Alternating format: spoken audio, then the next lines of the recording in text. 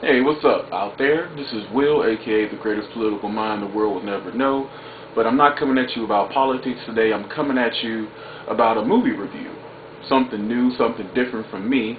Not bashing Obama or talking about the state of education or anything of that nature or welfare reform or anything real heavy. This is something that's dear to my heart. I'm a sci-fi, fantasy, gaming, uber geek, comic books. I love that stuff. I love fantasy and sci-fi.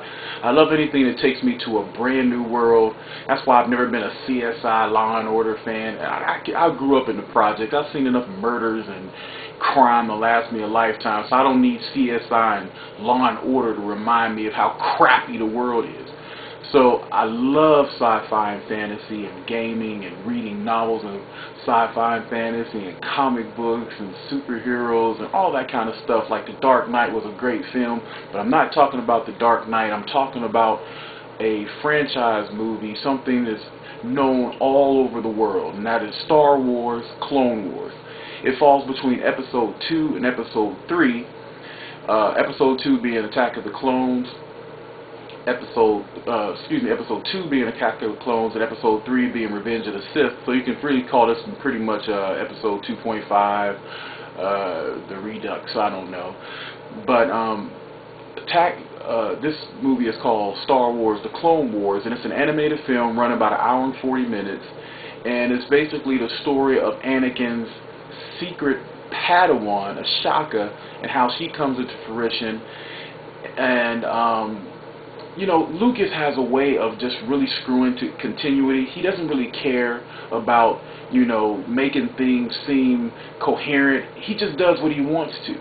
He doesn't care about the fans, in my opinion, and what we've already spent money on. You know, as an older fan, you know, I want to see a more mature, stylized, adult content in my Star Wars. I made George Lucas rich. I'm the one who made him a billionaire. You are the ones who made him billionaires, not some little funky behind 8-year-old or 10-year-old who's going, oh my god, Jar Jar Binks is the coolest thing ever. No, F them. We made George Lucas, and he owes us a movie after this one especially.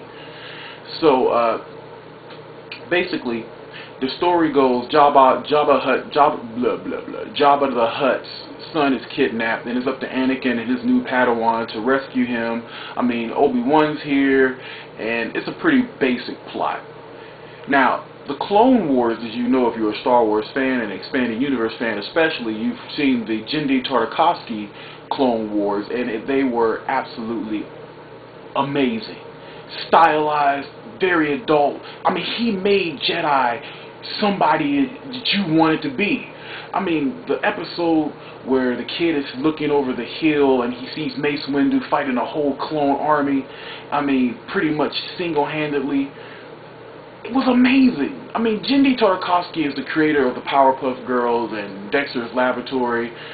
Just an amazing, amazing feat to give us exactly what we wanted. And I honestly believe that George Lucas might have heard the fan reaction to Genndy Tartakovsky's The Clone Wars and got jealous and wanted to do his own version to show up Genndy, and he didn't do it with this. He didn't even come close. This movie has its good points. I mean, I like computer animated stuff, and it did look kind of cool in certain points, but he just doesn't hold a candle to Genndy Tartakovsky. A lot of people complain that Hayden Christensen and Ian McGregor didn't do the voices for Obi-Wan and Anakin. I don't care. I mean, Ian McGregor's a cool guy, but Hayden Christensen cannot act. He sucks. He ruined episodes 2 and 3 for me, because he cannot act. Padme can't act. She can act, but she didn't do very well in these prequel movies, so I really didn't want her voice back anyway. So that was one of the main complaints that I heard from a lot of people coming out of the theater. One of the other big complaints people had was the new character that was introduced specifically for this animated film was Zero the Hutt. He was the uncle to Jabba the Hutt and was a co-conspirator in the I'm giving you a spoiler kinda, in the plot to kidnap Jabba's son. So a lot of people hated him because he spoke English and everything. I didn't really have a problem with that. I mean, he did kind of sound like some kind of gay transvestite kind of weirdo, I don't know, burlesque house 1920s guy. But that's, hey, George Lucas has a way of making voices. He is definitely not PC when it comes to his characters and his voices. So I really didn't like it. I'll give this about a 2 out of 5 stars maybe. It was good, but it could have been better because it seems like Lucas is always looking for the next check. He doesn't really give any real, he doesn't really give any real credence to us people, the people, I'm sorry, that are like 30 to 35, 40 years old who really made him what he is today. I mean, he already screwed us out of the story that he gave us in Star Wars A New Hope about the Clone Wars. Now he's screwing us again. So, to make a long story short, if you're a true Star Wars fan, go out and see it because the Cartoon Network series will be coming out in September, so it'll give you a nice foundation to jump on board the cartoon series. But other than that, take your kids, let them, throw popcorn and jujubes all over the place, maybe throw up on you or something. But it's not a go back and see movie. It's maybe get it on DVD once it hits the pre-watched shelf, pretty much. It's not Jenny Tartakovsky's Clone Wars. Let me tell you,